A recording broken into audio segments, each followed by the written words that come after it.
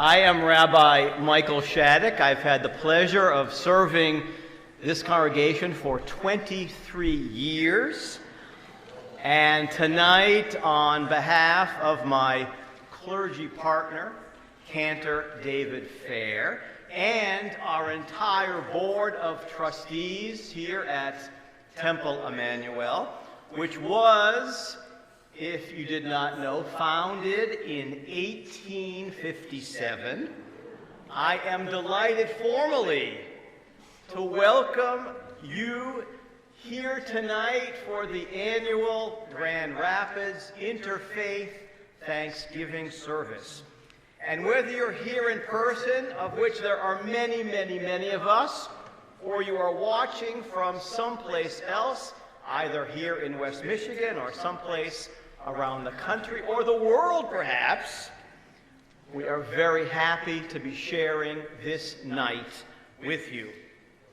This service provides us with the opportunity to listen to many different expressions of giving thanks.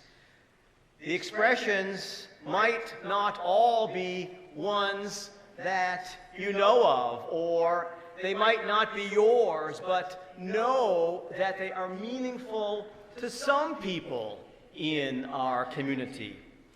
Isn't it wonderful, I think, that here in Grand Rapids, we have the opportunity, the chance, to mark the occasion of Thanksgiving with neighbors who might worship in a way different than how we worship.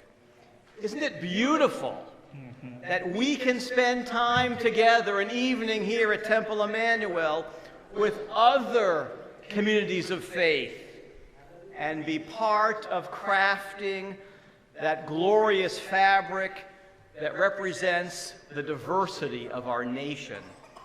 At its best, our country is a breathtakingly beautiful quilt, a vast collection of peoples and languages and traditions and religions all sewn together for one common purpose, we hope, and that is to build a nation based upon equal opportunity for all and defined by mutual understanding and respect. Let us now begin our worship together. We're going to begin with a song from the Jewish liturgy. It's called... We have our land recognition first. I'm so excited to sing. But... It's his first Interfaith Thanksgiving service here with us. Let's cut him a little slack.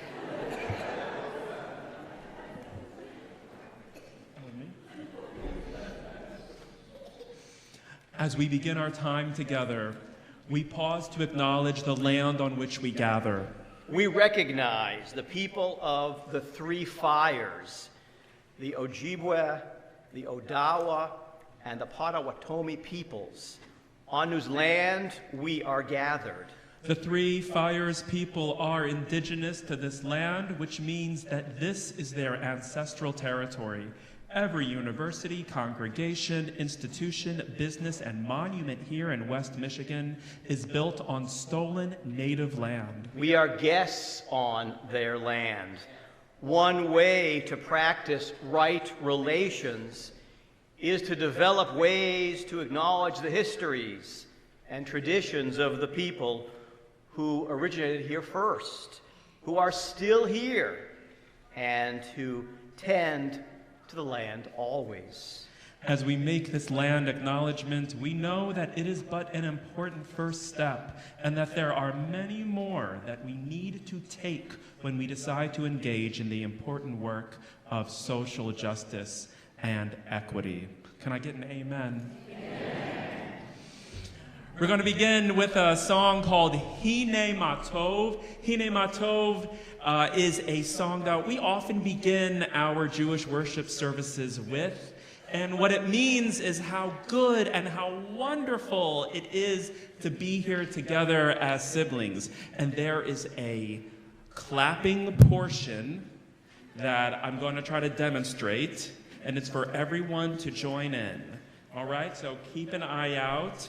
My Jewish folks, feel free to take a leadership role here.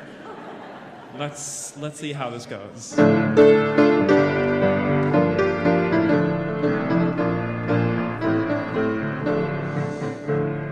Hinei matov umanayim shevet achim gam yachad.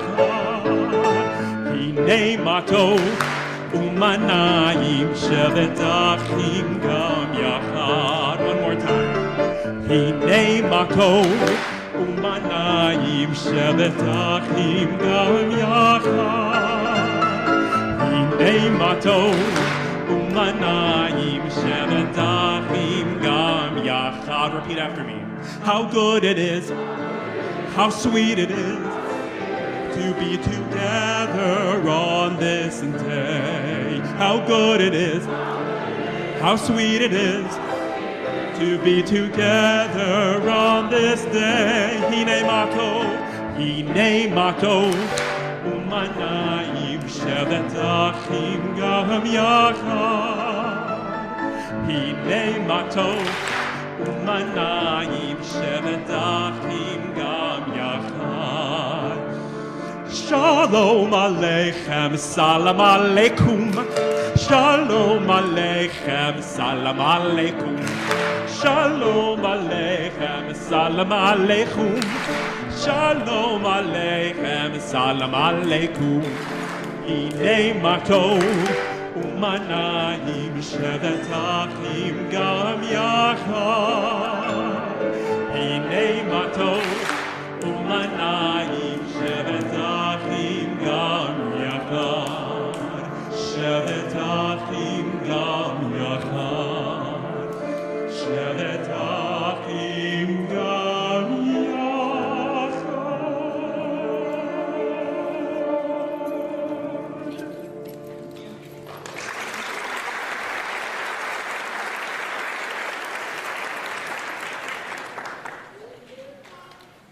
A message from the indigenous community, Chairman Ron Yo.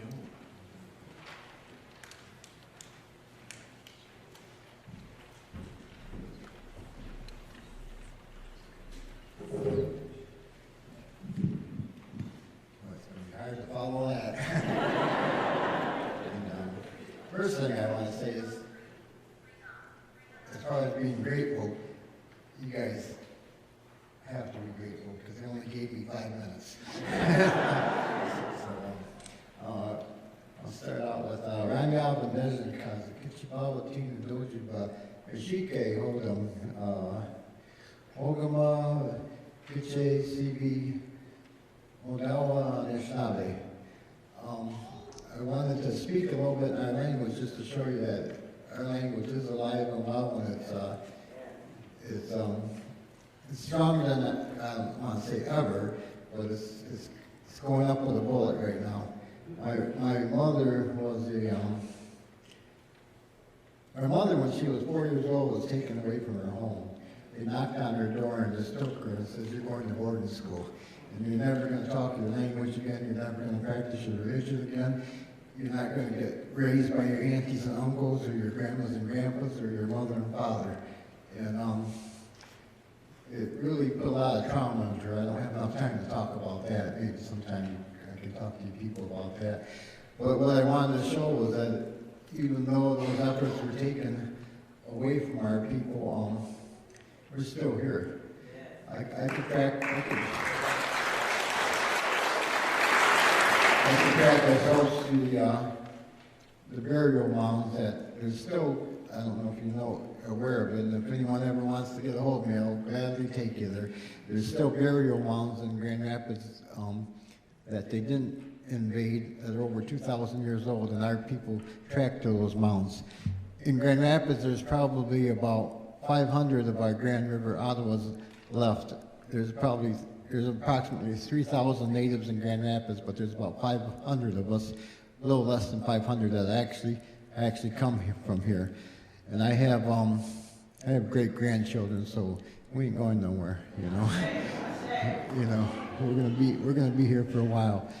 I really like to see when these drums come up. I probably should have brought a drum myself, you know, but we call the drum our heartbeat, you know, and a drum can make you happy, it can make you sad, it can make you angry, you know, it can make you dance, it can make you want to sing, you know. A drum is universal, and you don't have to know any language to understand a drum. So I'm going to really enjoy the heck out of. I got to watch my language. I'm going to enjoy the heck out of when these people come to play for us. An example. I know I don't got a whole lot of time, but when you talked about religion and different religions, there was actually laws against our people to practice our religion, you know.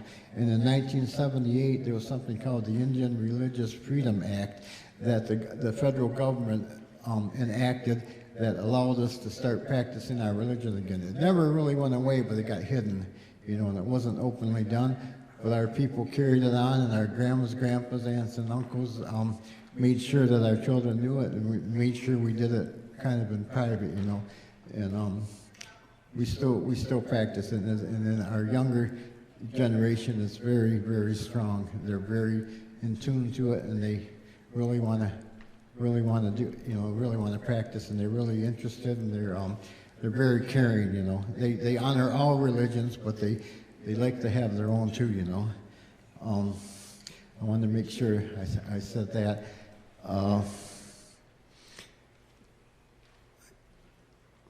I guess I really didn't want to take notes because I wanted to just talk more or less from my heart to you people. But I'm very, very grateful that you asked us to come be part of this. Like I said, our people existed along the Grand River. The downtown Grand Rapids, where the rapids are, was our Mesopotamia. You know, it was our place that had everything we needed to exist in a good way, whether it be plants, animals to sustain ourselves on, fish, turtles, mammals, medicines, materials for shelters.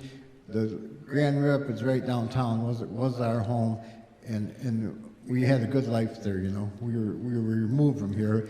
There were federal laws that come and took our people away and removed us from the river valley, but it's kind of like if you want to go in the woods and kick out all the squirrels, you ain't ever gonna get them all, you know.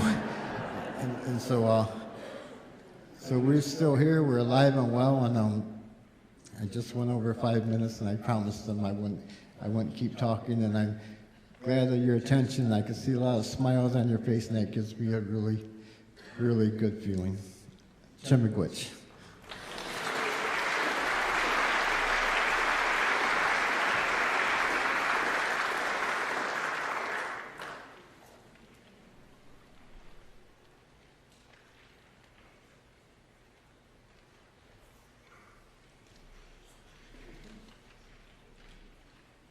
Hello, good evening. Grace. We are a child. By we, I mean the mind. In the Sikh faith, there's 3 parts to the human. The body, which is merely a vessel. Then there's the mind and the soul. The soul is none other than the Creator themselves. And the mind is a child of God. The mind is a player that came here to play the game of love, and the mind has to achieve liberation while alive. Think of the mind as a child and the soul as a father. They're both living in the same house. However, they're separated by a wall of doubt, ego, lust, anger, attachment, and pride. Just as a child has to work hard to prove their worth to receive their father's glance of grace, so does the mind. The mind does this by sincere and focused meditation on the Creator, and by spending each and every breath doing things that the Father would approve of. Once this is practiced daily, it is impossible not to receive the Father's grace, and as such, achieve liberation while alive. Kirtan, devotional singing, is a way to not only remember the Maker, but also bring the mind in a state where meditation can be fruitful. The translation for the Shabbat about to be performed by our spiritual leaders is as follows. One universal creator, God, by the grace of the true Guru. Which of your glorious virtues should I sing and recount, Lord? You are my Lord and Master, the treasure of excellence. I cannot express your glorious praises. You are my Lord and Master, lofty and benevolent. The name of the Lord, Had, is my only support. If it pleases you, please save me, O Lord and Master. Without you, I have no other at all. You alone are my strength and my court. O my Lord and Master, unto you I pray. There is no other place where I can offer my prayers. I can tell my pains and pleasures only to you. Water is locked up in the earth, and fire is locked up in the wood. The sheep and the lions are kept in one place. O mortal, meditate on the Lord, and your doubts and fears shall be removed. I'd like to invite our spiritual leaders to sing these hymns.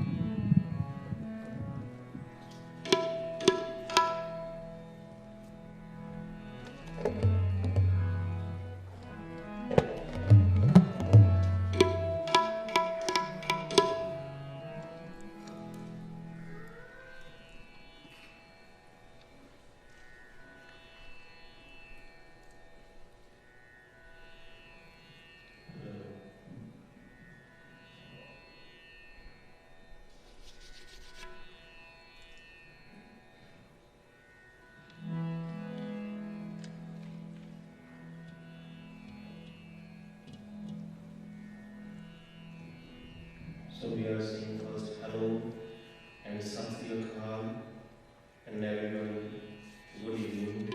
So now we are starting Shabbat.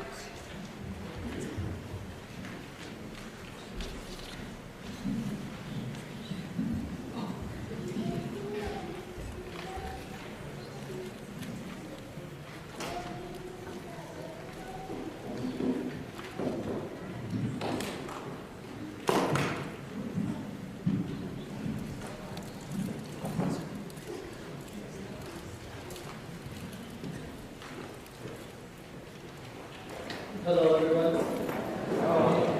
My name is Imam from the Al-Tawheed Islamic Center. Happy to be invited here to be with you tonight. Tonight I'm going to be reciting a portion from the Holy Quran in remembrance of the idea of choosing gratitude. The portion I'm going to be reciting, I'm going to recite it in the original Arabic, but I'll just mention the general context of the meaning, which is that it starts with a reflection on the perfection of God, and the greatness of God, His power, and His knowledge, before mentioning one of the very important statements that we find in the Quran, La ikraha fid deen, which means there's no compulsion in religion. And then after that, it mentions why. It says, because truth and wisdom has become clear from falsehood. So this is an important idea in Islam, that your relationship with God is about making a choice to realize the gifts that God has given you and choosing to be grateful, choosing to have. أعوذ بالله من الشيطان الرجيم بسم الله الرحمن الرحيم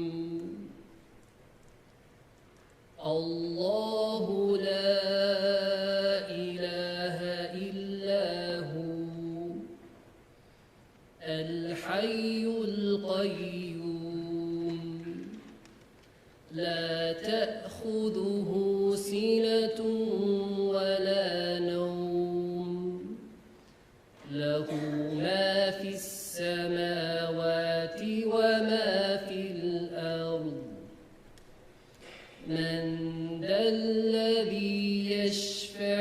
عنده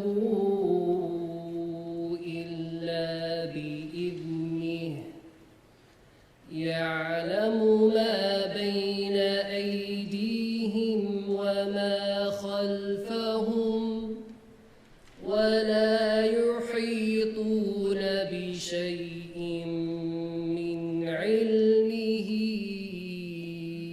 إلا بما شاء وسع كرسيه السماوات والأرض ولا يؤوده حفظهما وهو العلي العظيم. لا إكراه في الدين قد تبين الرشد من الغي فمن يكفر بالطاغوت ويؤمن بالله فقد استمسك بالعروة الوثقى لا انفصام لها والله سميع عليم. صدق الله العظيم. Thank you.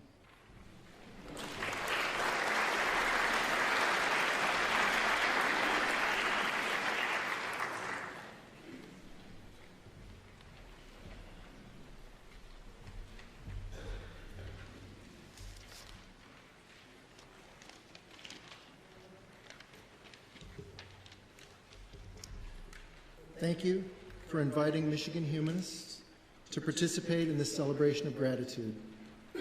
Humanism started hundreds of years ago as a philosophical movement within Christianity, but has since transformed into a life philosophy for non-religious people like me. I'm not going to define it for you here. If you're interested, you can Google humanism anytime and find out way more about it than even I know. Some people call humanism a secular religion. But there's already a secular religion that's growing quickly, and it's not so nice. One of the commandments of this new religion is that there shall be no nuance.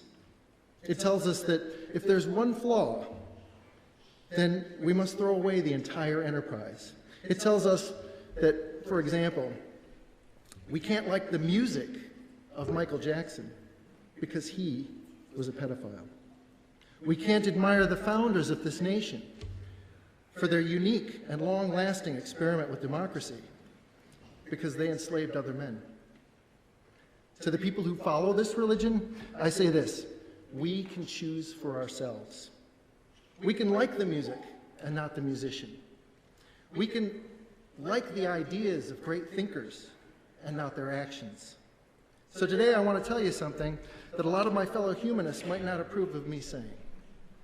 And that is that I include among my heroes the great prophets and founders of the world's religions. I am grateful for their universal message, spoken in different ways, in different words, and in different times, but nonetheless the same message. Most of you probably don't know this story, but my Muslim friends here today will know it well. After the Prophet Muhammad received the first of his revelations, he shared them with his closest friends and family, who in turn spread the message to others in their community. They were not received well by the majority and authorities of their time. Some were beaten, others murdered for proclaiming their beliefs to the polytheists. Eventually, the Prophet and his family and his followers were run out of town just for sharing beliefs that didn't conform to the approved beliefs of the majority and authorities of their town. And we see the same kind of story played out time and again with the prophets and great leaders of every religion. From Moses in his dealings with the Egyptians, with Jesus in his dealings with the Romans and the Pharisees, with Martin Luther in the Catholic Church, with Joseph Smith and the Christians of Carthage, Illinois. All of these great men all said the same thing, not in these exact words, but the same universal message to the majorities and authorities of their time and place. They said, I choose to believe differently from you. And I claim the right to believe differently from you. They each had the courage to demand that their beliefs be determined by themselves, and they refused to be forced through violence or intimidation to believe that which they could not and did not believe. This, to me, is their greatest legacy. This is the reason that I count them all as heroes. But unlike the great prophets and holy men of the past, we are privileged to exist in a time and a place which, instead of opposing different beliefs, we can choose to create solidarity out of our differences.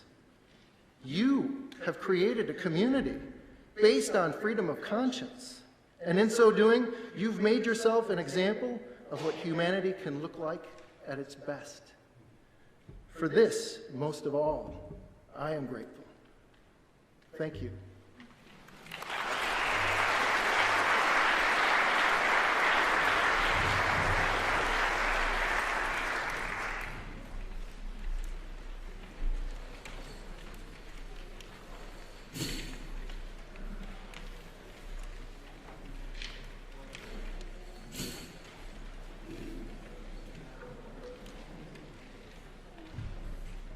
Onga olafia ashe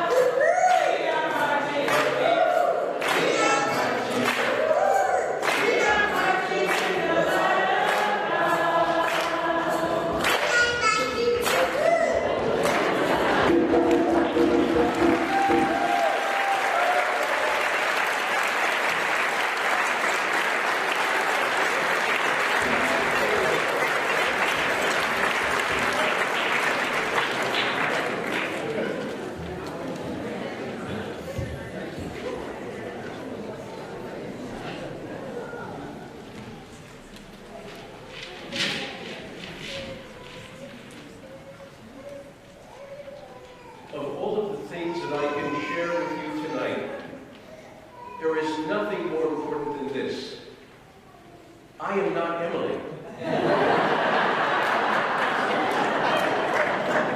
If you were expecting some sort of life-altering announcement by me today, I'm sorry to disappoint you. I was replaced, or rather, I am serving as a replacement for Emily, who had a pet emergency. My name is Fred. I think it's going to be okay on this. And I'm representing both the West Michigan Hindu Temple and the Grand Rapids Meditation Circle of Self-Realization Fellowship. And I will be offering to you what Emily was planning on offering herself. And that is what is called the Brahma Mantra. And it is the mantra that is often offered before the taking of food. It comes from the Bhagavad Gita, the sacred scripture of the Hindu Dharma. And in it we see that not only is the food offered sacred, but the offering is sacred, and all is a part of the divine. First I'll chant the Sanskrit and then the translation. Brahma Kalam Brahma Nir Brahma Gnu Brahman Ahutam Brahmaiva Tena Gandavyam Brahma Karma Samadhina Aham Vaishvanaro Bhutva Praninam Dehama Ashritaha Pranapana Samyukta Pacha Amyanam Chaturvidham Om Shanti Shanti Shanti. The act of offering is God. The oblation is God. By God, it is offered into the fire of God. God is that which is to be attained by those who perform actions pertaining to God, becoming the light fire in the bodies of living beings, mingling with the subtle breaths. I digest the 4 kinds of foods. Shanti, Shanti, Shanti. Peace, peace, peace. We say Shanti, or peace, 3 times at the end of every prayer. The first Shanti asks for peace from any natural disasters. Save us from any storms. Save us from any quaking of the earth that might disrupt our prayer. The second is that our peace not be disturbed by any human beings, anyone who would wish to disturb us. The third Shanti is asking that our minds themselves be stilled and be filled with that which is divine. Shanti, Shanti, Shanti. Namaste.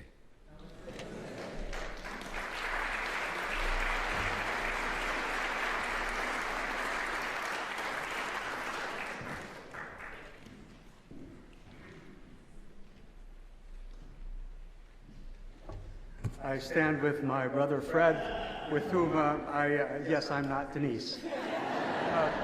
We on the Kaufman Institute committee that planned this event, we're really looking forward to having Denise with us tonight. She's quite ill, so we ask you to keep her in your prayers. And Denise, if you are watching with us, we hope and pray that you are feeling better.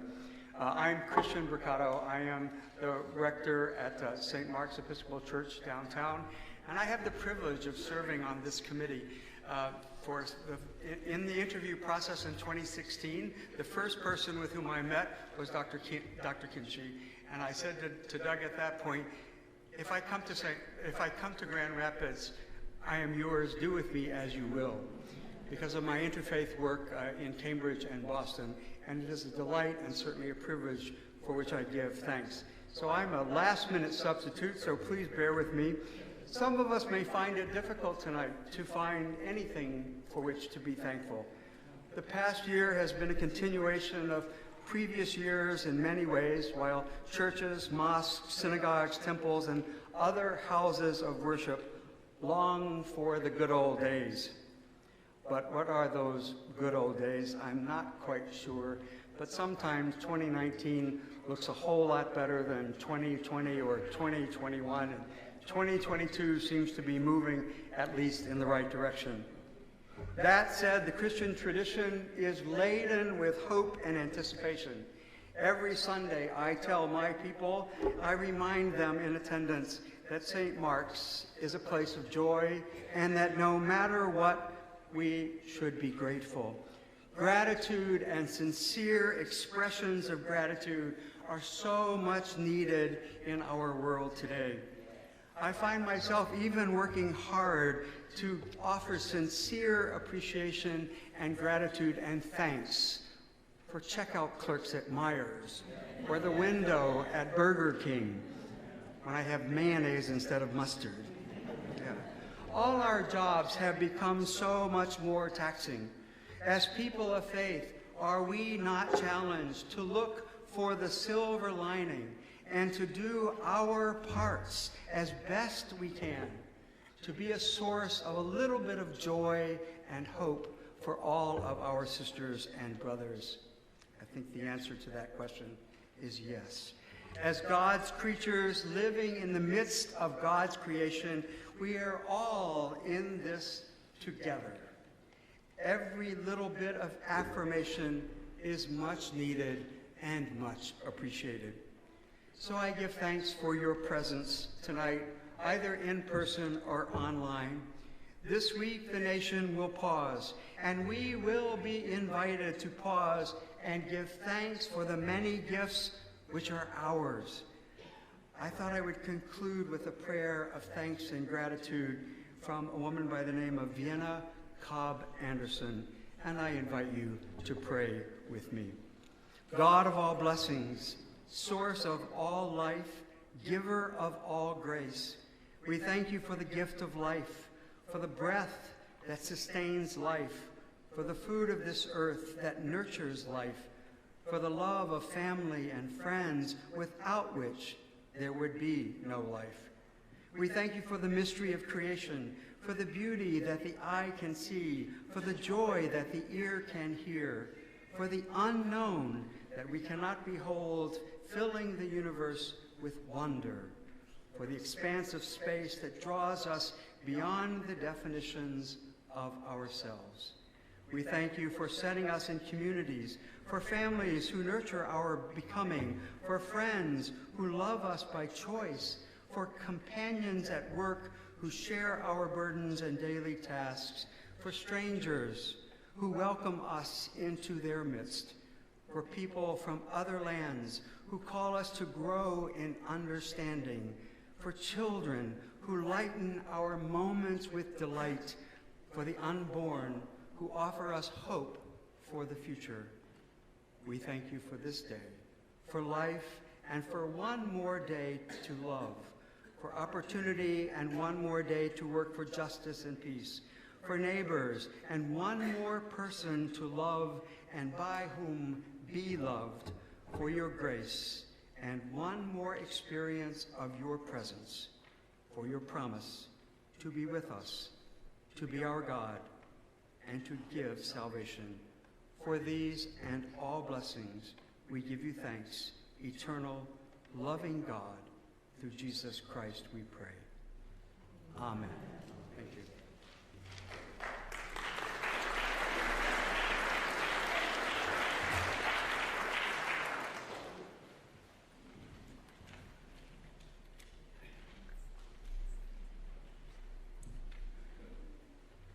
Good evening. I am Michael Hampton. At least I'm trying to be. Now, some people would say that's very trying. So, if you don't mind, I'm going to ask you to stand.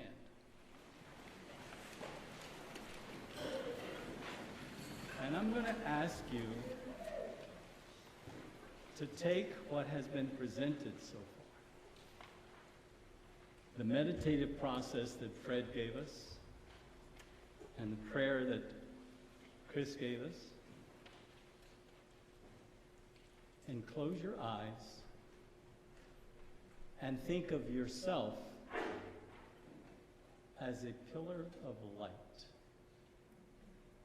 Now, I use that term light both spiritually but also scientifically, because we know the basis of all time-space is light. It starts there. So think of your light, and think of that light as part of the room, all of the light that's being manifested here. And with that, I will offer from the Baha'i writings a prayer for praise and gratitude. All praise, O my God, be to thee, who art the source of all glory and majesty, of greatness and honor, of sovereignty and dominion, of loftiness and grace, of awe and power. Whomsoever thou willest, thou causest to draw nigh unto the most great ocean, and on whomsoever thou desirest, thou conferrest the honor of recognizing thy most ancient name. Of all who are in heaven and on earth, none can withstand the operation of thy sovereign will. From all eternity thou didst rule the entire creation, and thou wilt continue forevermore to exercise thy dominion over all created things. There is none other God but thee, the Almighty, the most exalted, the all-powerful, the all-wise. Illumine, O Lord, the faces of thy servants, that they may behold thee, and cleanse their hearts, that they may turn into the court of thy heavenly favors, and recognize him who is the manifestation of thyself and the dayspring of thine essence. Verily, thou art the Lord of all worlds.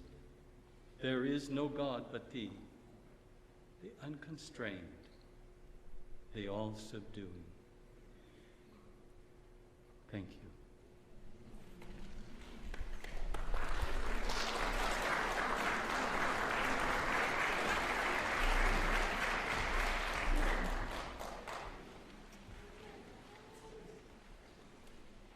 I wish it hadn't snowed so much this past weekend.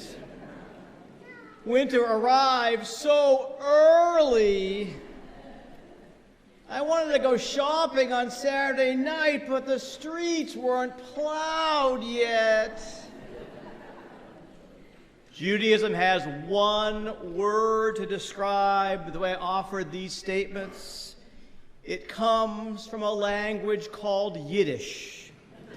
Yiddish is a combination of German and Hebrew, a language crafted by and spoken by Jews who lived in Central and Eastern Europe, a language that came to these shores at the turn of the 20th century when 1 million Jews sought religious and economic freedom here in America. The word used to describe the way I spoke those statements is kvetch. To kvetch is to complain. To kvetch is to complain a lot. And to kvetch is to complain in a nagging way. The sun never seems to shine in West Michigan at this time of year. That is kvetching. When I was in high school, a few years ago, there was a sketch that ran for years on Saturday Night Live. It featured a family with the last name Weiner. What the Weiners, spelled W-H-I-N-E-R-S, did was kvetch about everything, from the size of the seat they were sitting in on the airplane, to the service they received at a restaurant, to the lines they had to wait in at the grocery store. They kvetched and they kvetched. And because of the way the actors portrayed the whiners, it was very funny. Think for a moment this night of some of the things you have kvetched about in the past few days. Ask yourself, was this kvetching really necessary? Did the kvetching really change what you were unhappy with?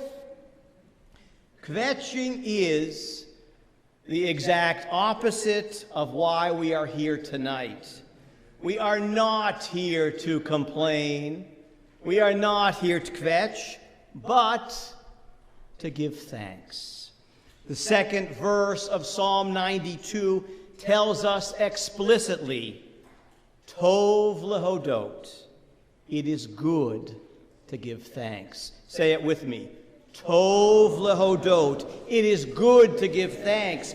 Psalm 92 is a psalm often sung in synagogues on Shabbat because the first verse of the psalm says it's a psalm for the Sabbath day. I know it's not the Sabbath. I know it's Monday night, but I'm taking some license with the psalm. I think it's appropriate, those words, Tov lehodot, for tonight. Tov lehodot, it is good to give thanks. Giving thanks affords us the opportunity to realize how lucky we are. For in this nation, no matter our faith tradition, no matter our religious or non-religious beliefs, no matter how or where or when we worship, we can do so in freedom. Tov lehodot, it is good to give thanks for that. Giving thanks moves us to realize how blessed we truly are. American Jews are quite fortunate. Not only do we celebrate Thanksgiving on Thursday of this week, but for us, this is our second Thanksgiving of this fall. This year, our first Thanksgiving began on October 9th, and it lasted for those in the Reformed community for 7 days.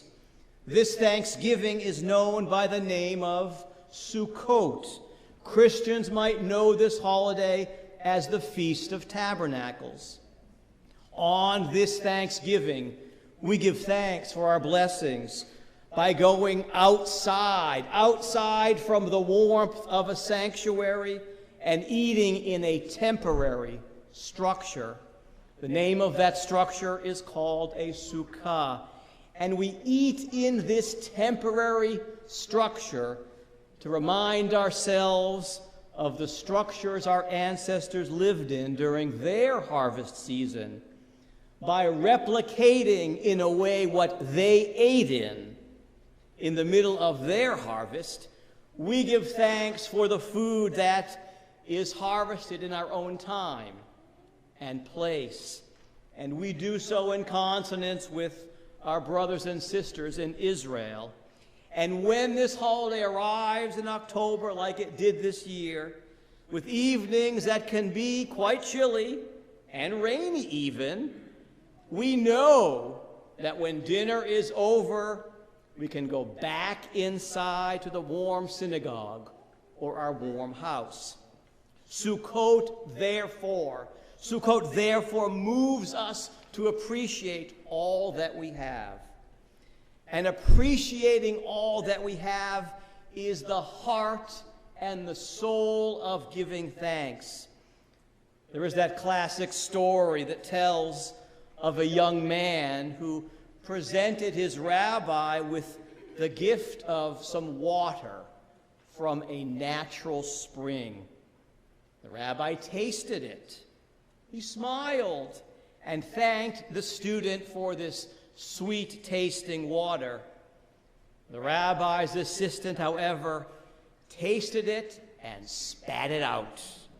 He said, "Why did you say it was sweet when it was bitter?" "Ah," said the rabbi, "you only tasted the water. I tasted the gift." With Thanksgiving only 4 days away, do you taste the water in your life, which might not always be sweet, or do you appreciate the larger gift that you are given? Think about that for a moment. Do you taste the water, or do you appreciate the greater gift? I think about my own mother tonight, who loved to kvetch, to complain about my dad's snoring. Anyone snore here? It was not easy for her to fall asleep as she listened to him. The truth is, my brother and sister and I could always hear him too, from down the hall in our bedrooms. But when he passed away at a young age from lung cancer, she realized how misplaced her kvetching was. My dad's snoring might not have been what she wanted to listen to, but hearing it meant that he was still alive. And that was a far greater gift. Tov lehodot, it is good to give thanks. This week, might we all reflect on things that we have sometimes understood as bitter in the moment, at that time, but how in the end they came to be better understood as gifts. Last Wednesday morning, I spoke at St. Alphonsus Catholic Church. It was the third of 3 sessions at which I had been invited to come and speak about Judaism. It was a difficult morning for me. I had just heard about the swastikas painted on the walls of the Democratic Party headquarters just down the corner from here on Fuller, and I had just read about the Jewish cemetery in Waukegan, Illinois, that had many of its gravestones desecrated also with swastikas. I shared my heart with my audience, and how painful it was for me to acknowledge the escalating numbers of instances of anti-Semitism all over America. But my bitterness was alleviated for just a few moments later. What I received back was the gift of a community that shared my pain and my indignation. And for that, I know it is good to give thanks. That, for me, was a reassuring gift. Though hatred exists, there are many, many, many people out there that see it as hatred too. It is good to give thanks for that. Tov lehodot, it is good to give thanks. Maybe you've heard of the book by the author Mitchell Chaffetz entitled The Curse of Blessings. It begins by telling the story of a newly graduated officer, a military officer, who was particularly pompous. One day he orders an old man who was dressed in rags to step aside so he could pass by on the sidewalk. The older man, dressed like that, would not step aside. The officer yelled, "What am I going to do with you?"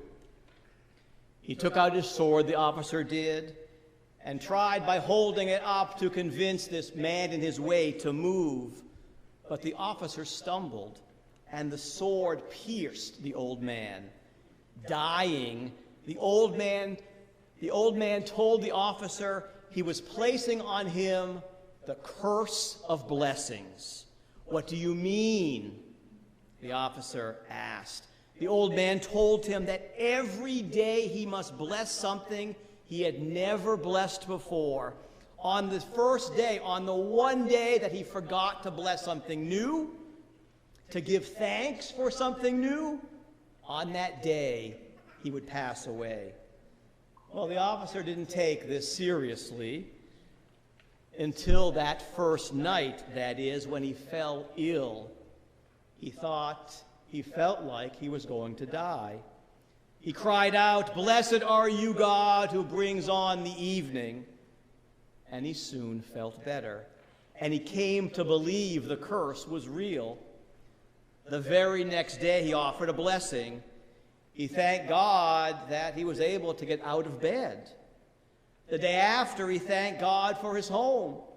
The next day, for the clothes he was wearing. Year after year, this officer found something new to bless. He blessed strangers, new sights he saw. He always found something different. Schools he blessed, scientists he blessed, and on and on and on. For almost 100 years, he never stopped giving thanks. For almost 100 years, he never stopped uttering a new word of blessing. As he neared the age of 120, after all his friends had passed away, he made the decision to reflect on his life, but not to utter any new blessings. Evening fell that day, and he was not feeling well, but this time he did not resist it. And then before him he saw a familiar figure. It was that old man.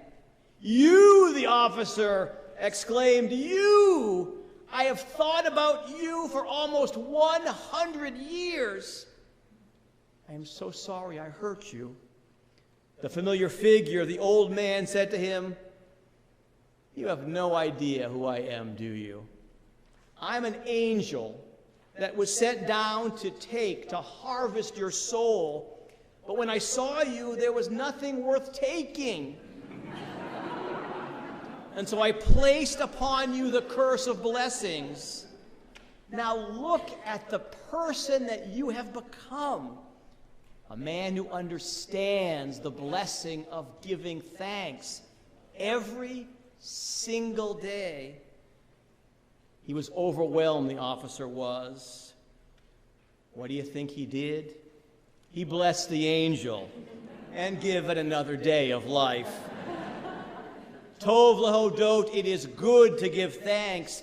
Thanksgiving is our American opportunity to do this on the same day with fellow citizens from every walk of life, every background. What a blessing this is in and of itself. Tov lehodot, it is good to give thanks. In the Torah, in the book of Deuteronomy, the 10th chapter, verse 12, we read, "What does God ask of you?" What does God ask of you? The Hebrew for the word what is pronounced ma. Say ma. Ma. What does God ask of you?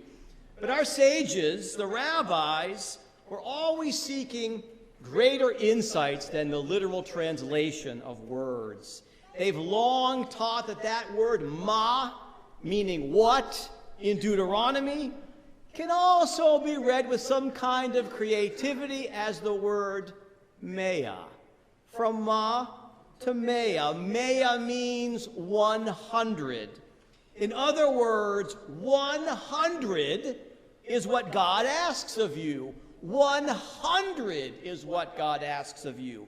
Offering 100 blessings every single day. That is what God asks of you, of us. My tradition teaches not only is it good to give thanks, but to give thanks at least 100 times a day. 100 times a day to pause and acknowledge the blessings we have. 100 times a day to give thanks for friends and neighbors, for family and community. 100 times a day to appreciate our food, our homes. 100 times a day, 100 times a day to know how lucky we are.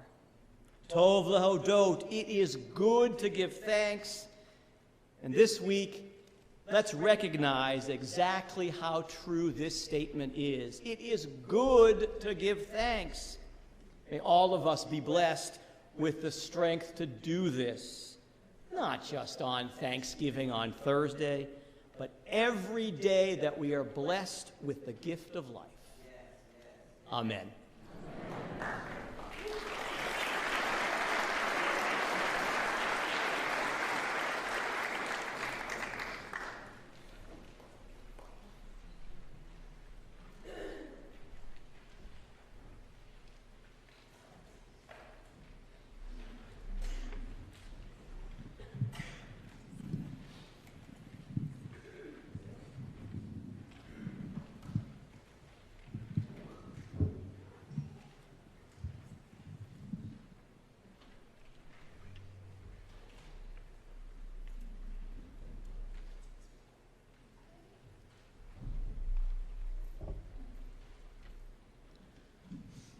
Hello again.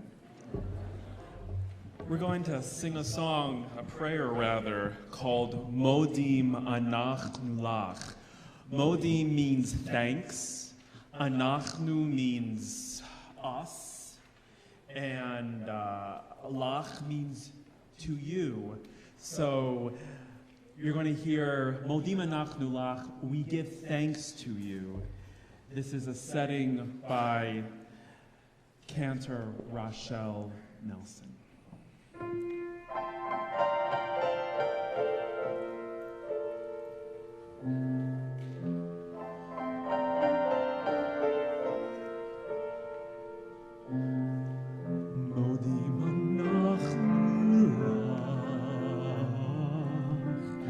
You are our God, rock of our life. Modim You are our God, shield of salvation, forever and ever.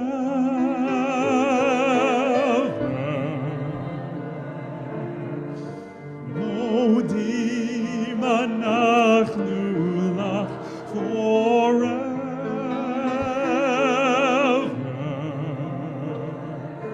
Morning, noon, and night, Modim anachnu lach.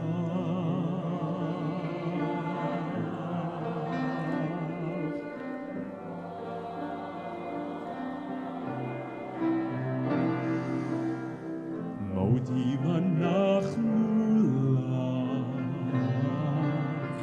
We sing your praises, we sing your praises. Modim anachnu lach.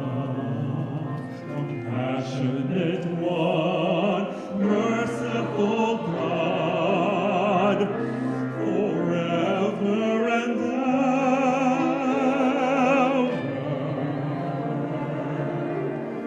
Modim anachnu lach forever.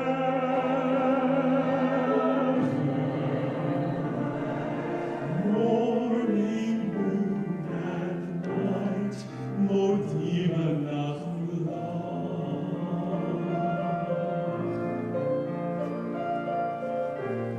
Our lives are in your hands. Our souls are in your keeping. Your miracles surround us day by day.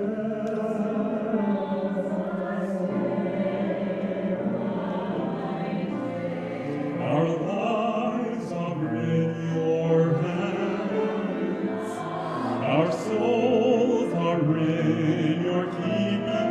Your never-ending love has always never-ending love.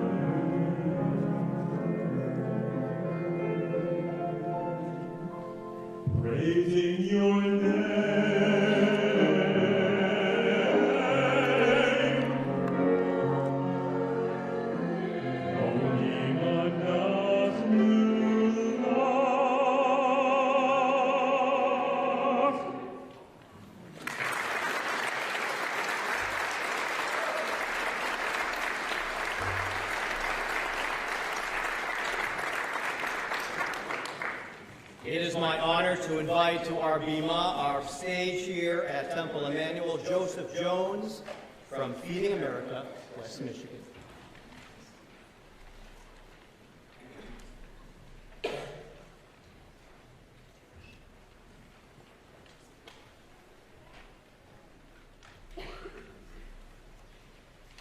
Good evening.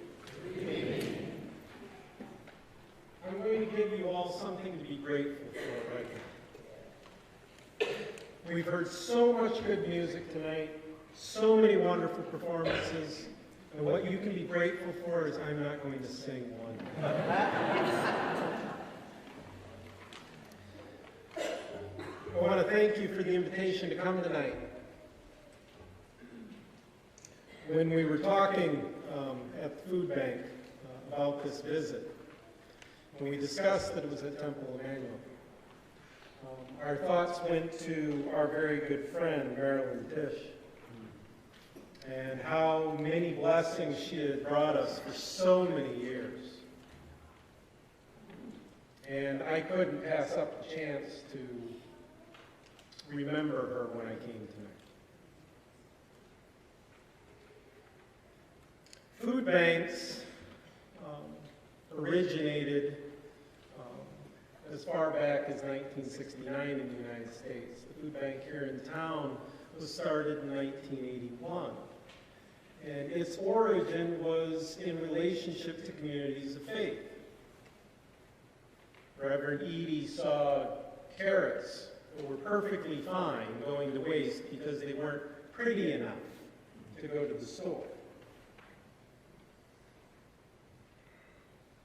Our previous CEO, John Arnold, knew the value of these communities of faith, but he was very concerned about them. And as was his wont, when he was interested in something, he would go and research it. So he went to all the great texts of all the world religions, and he identified where food was discussed and where giving food was discussed. And he took them down. In your handout for tonight, it points you to the words of faith. His son, Jeff, runs a website for ending hunger in America. And the words of faith are there. And he basically just pulled out of all these texts, all the different places that the people of faith in all of these different traditions was told that they should share what they have and how they should do so. And what John felt is that communities of faith were really good at following that part about sharing, but the how they were supposed to share part didn't always follow through. That there were traditions that wanted to say, well, you can come once a week, and we'll share with you once a week. That there were communities of faith that said, well, we only have this much to give you this week. And what he found in these texts of these faith traditions were that across all these religions, the message was to share of everything you have. And to bring blessing upon your neighbors with hospitality. And so he wanted to give back to these communities of faith that he so needed to be able to reach the communities he wanted to reach by reminding them of what their faith tradition said. So what is a food bank today? Historically, we gathered food that was going to waste. We still do that, but frankly, our food system's gotten a whole lot better at being economical. They know exactly how much they're going to sell. And when things aren't available, then the shelves go empty. Our current challenge at the food bank is really around the availability of food. The inflation that we have seen over the last year has really driven the need up, but the availability of food has dropped as a myriad of problems in our food system has generated. Any donation that you give to us tonight will be for the procurement of food. When we get $1, that can be turned into 4 meals worth of food. We're able to exercise our powers to prompt more giving.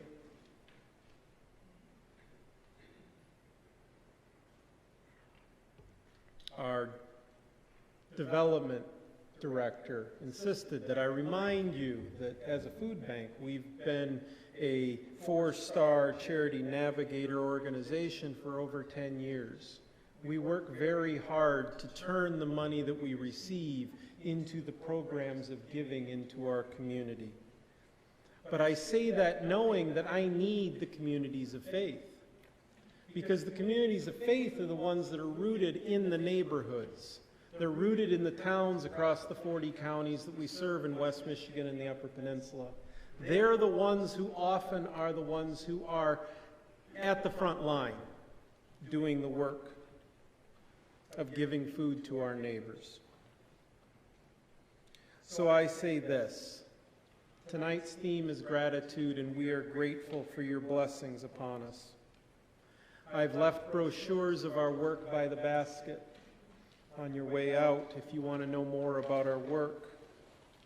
I would be pleased if you sought me out after this event and asked me your questions or just made contact with our organization. Again, thank you for this invitation, and thank you for the blessings that you bring to my organization, to your neighbors in need, and to the entire community here in West Michigan. Thank you.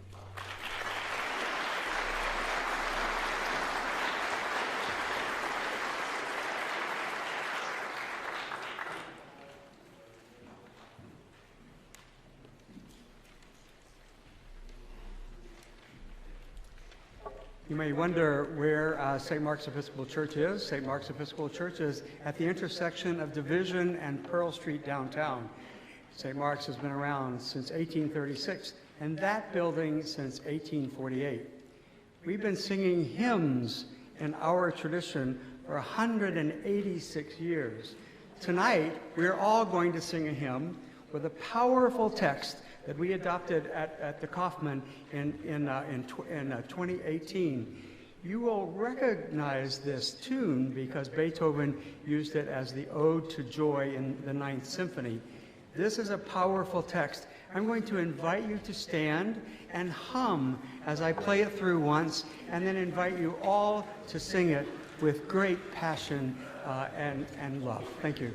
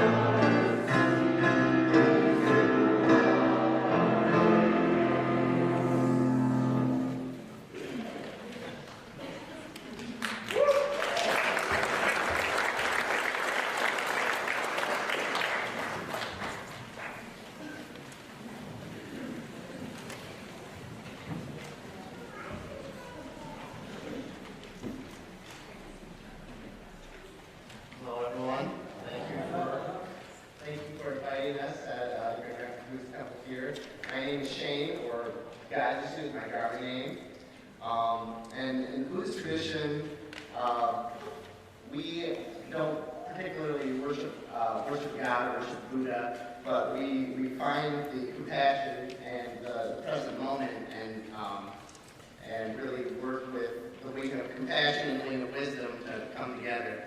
And some of our most important teachings are on generosity, the perfection of generosity, giving and receiving, reciprocity. So I wanted to share with you a gatha, or a prayer that we say before meals. This is in the tradition of Thich Nhat Hanh. Buddhism is a living, breathing tradition. I wanted to say thank you to my teacher, Hung Soo, who usually represents the Grand Rapids Buddhist Temple. His health isn't doing so well, so I hope that you keep him in your prayers, meditation, metta. But anyways, we have this tradition from all the way from the Buddha of teacher to student. And Thich Nhat Hanh has written so many texts, and one of these gathas is a meal gatha, 5 contemplations. This food is the gift of the whole universe, the earth, the sky, and much hard work. May the stars and loving and numerous beings. May we eat with mindfulness and gratitude so as to be able to enjoy every bite. May we transform our unwholesome mental formations, especially those that cause us harm, as they indirectly harm all we touch. May we keep our compassion alive by eating in such a way that reduces the suffering of living beings, preserve our precious planet, and reverse the process of global warming. We accept this food so as to realize the path of understanding and love. Thank you.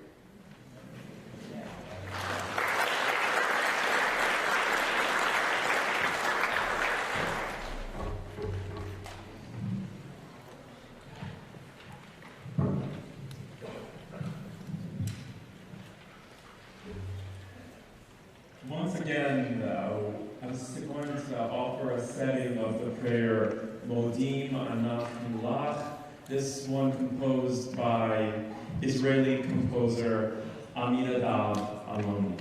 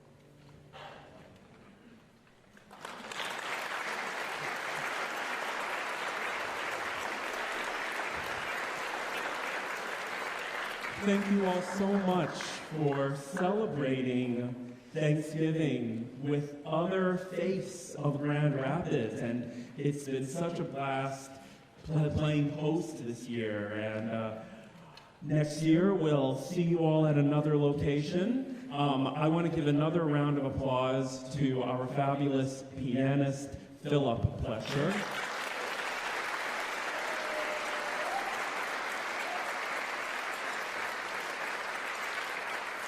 And I want to invite everyone to, this is a good Yiddish word I'm going to teach you all, to have a nosh. A nosh means a little bite to eat. Right back there, have a little nosh with us, and let's all chat and get to know each other. Thank you all for coming tonight. See you later.